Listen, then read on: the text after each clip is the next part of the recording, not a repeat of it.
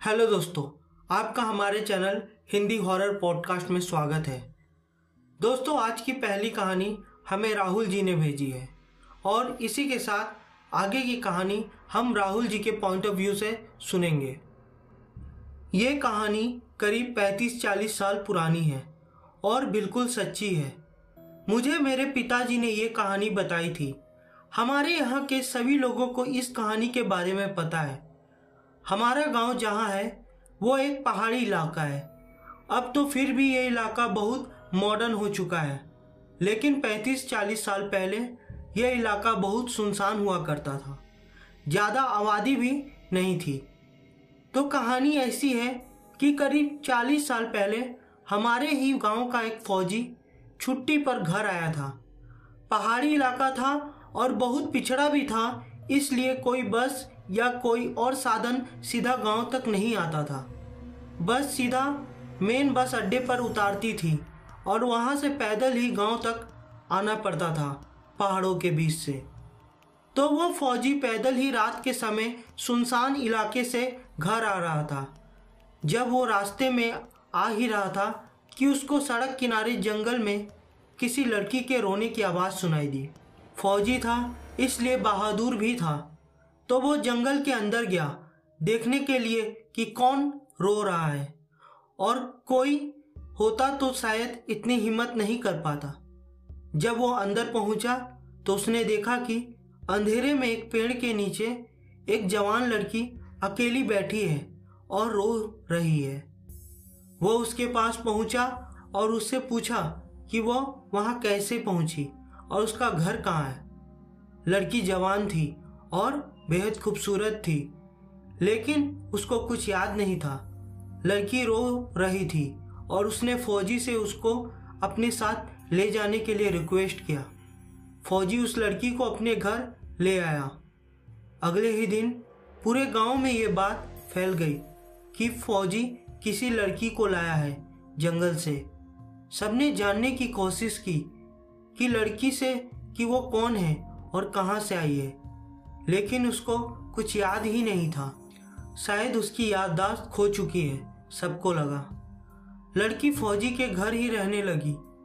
फौजी लड़का भी जवान था और उसकी भी शादी नहीं हुई थी। एक ही घर में दो अनजान लड़का और लड़की रह रहे थे।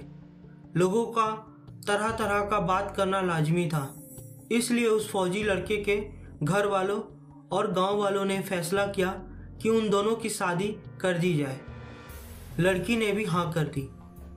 लड़की बहुत सुंदर थी, इसलिए फौजी लड़का भी मान गया। लेकिन शादी से पहले उस लड़की ने फौजी लड़के के सामने एक शर्त रखी।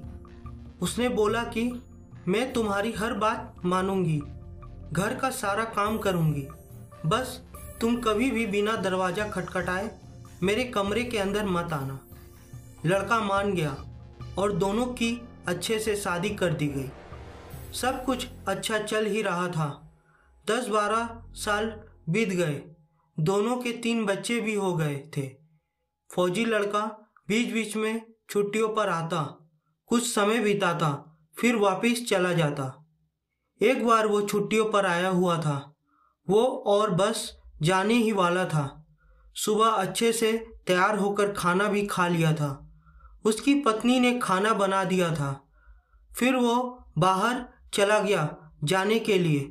कुछ दूर जाने पर उसको याद आया कि वो कुछ भूल गया है घर पर, तो वो जल्दी जल्दी वापस घर गया। जल्दबाजी में उसको अपनी पत्नी की वो बात याद नहीं रही कि उसको बिना दरवाज़ा खटखटाए अंदर नहीं जाना है, और वो जल्दबाजी में ऐसे ही दरवाजे के अंदर घुस गया। अंदर घुसते ही उसने जो देखा, उसको देख के उसके होश उड़ गए। उसने देखा कि कमरे के अंदर उसकी पत्नी मट्टी के चूल्हे पर रोटी बना रही है और उसका एक पैर चूल्हे के अंदर रखा हुआ है, जलती आग के अंदर। बाल बिखरे हुए थे। ये देखकर उसकी चीख निकल गई। आवाज़ सुनकर उसकी पत्नी का ध्यान उस पर गया तो वो गुस्से से उठी और चिल्लाई, मैंने बोला था ना, कभी भी बिना दरवाज़ा खटखटाए अंदर मत आना। इतना बोल के उसने गुस्से में उस फौजी को एक थप्पड़ मारा और तेजी से भाग के बाहर चली गई। वो इतनी तेजी से निकली कि कोई देख नहीं पाया कि वो कहाँ गायब हो गई। उस थप्पड़ की चोट ऐसी थी, उस फौजी के गर्दन हमेशा के लिए टेढ़ी हो गई और बुढ़ापे तक टेढ़ी ही रही। उस दिन के बाद किसी ने उस लड़की को नहीं देखा। गांव के लोग आज भी इस बारे में बातें करते हैं, लेकिन किसी को नहीं पता कि वो कौन थी और कहां से आई थी।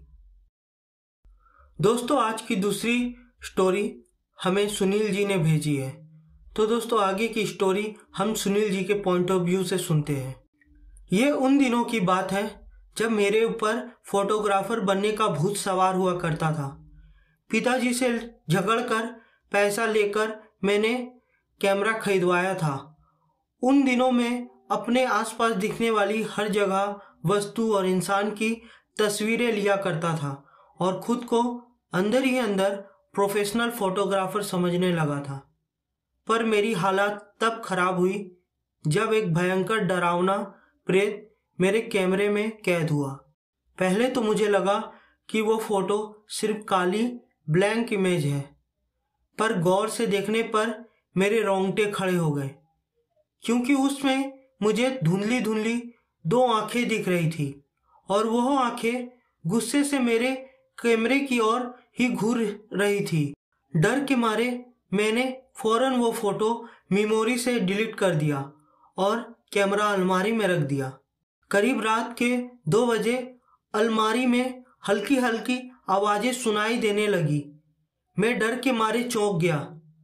मैंने डरते कांपते अलमारी का दरवाजा खोला तो देखा कि मेरा निकॉन कैमरा कवर से बाहर आ चुका था और कैमरे ने मेरे सामने लेंस करके क्लिक कर दिया। यह एक दिल दहला देने वाली घटना थी।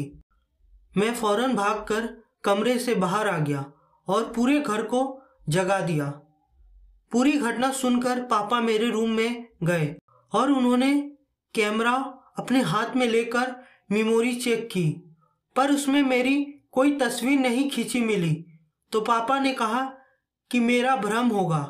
मैं भी सोचने लगा कि ऐसा ही कुछ हुआ होगा। अगले दिन दोपहर में नदी के किनारे बैठकर मैं अपने कैमरे से तस्वीरें खींच रहा था। तस्वीरें खींचने के बाद कैम स्क्रीन पर मैं खींची हुई तस्वीरें देखने लगा तो देखा कि मेरे डिलीट की हुई वो भयानक तस्वीर फिर से मेमोरी में आ चुकी थी। अब मेरा कैमरा मुझे डराने लगा था। मैंने झट से वो तस्वीर फिर से डिलीट कर दी और दूसरे फोटोज सर्फ करने लगा। उन फोटोज में एक और तस्वीर देखी तो मेरे हाथ पांव कांप गए। आप सोच नहीं सकते कि उसमें क्या था। यह वो तस्वीर थी जिसके बारे में मैंने अपने पिता से रात में शिकायत की थी और उस तस्वीर में मेरे पीछे एक भयानक लाल आंखों वाला प्रेत भी खड़ा था। इस बार मैंने वो तस्वीर डिलीट नहीं की, पर बाकी सारी फोटोज मेमोरी से डिलीट कर दी और तुरंत अपने पापा को वो सबूत दिखाने चला गया। पर हैरत की बात थी कि मेरे पापा को जब मैंने कैमरे की मेमोरी दिखाई तो वो पूरी ब्लैंक खाली मिली। मेरे पापा मुझ पर उस दिन खूब गुस्सा हो गए। उन्होंने मुझसे कहा कि तुम्हें कैमरा पसंद नहीं तो फेंक दो या बेच दो, पर इस तरह की बेफिजूल मनगढ़ंत डरावनी कहानियां लेकर मेरे पास मत आया करो। अगली रात फिर से मेरे डर का आतंक शुरू हुआ। अब धीरे धीरे बंद अलमारी से फोटोज के क्लिक होने की आवाजें आने लगी। मुझे पता था कि यह कोई मेरा वहम नहीं है, क्योंकि मैं पारलौकिक घटनाओं में ना मानने वाला एक संपूर्ण नास्तिक इंसान हूँ। सुबह में मैंने हिम्मत करके कैमरा निकाला और फिर से मेमोरी देखने लगा। उसमें कोई भूत की तस्वीर तो नहीं थी, पर एक काली फ्रेम वाली फोटो मिली जिसमें लाल अक्षरों से लिखा था कि मुझे कैद करने की गलती की सजा तुम्हें अपना खून देकर भुगतनी होगी। उस फोटो को देखने के बाद मेरे होश उड़ गए थे और मेरी धड़कनें भी तेज हो चली थी। मुझे यह भी पता था कि इस धमकी वाले फोटो को किसी को दिखाने से पहले ही वो मेमोरी से गायब हो जानी है। मैंने 35,000 में खरीदा हुआ निकॉन कैमरा 10,000 में बेच दिया। मुझे पता नहीं कैसे मेरी वजह से उस कैमरे में वो भूत प्रेत कैद हो गया था, पर शायद वो प्रेत यही समझ रहा था कि मैंने जानबूझकर उसे कैद किया है।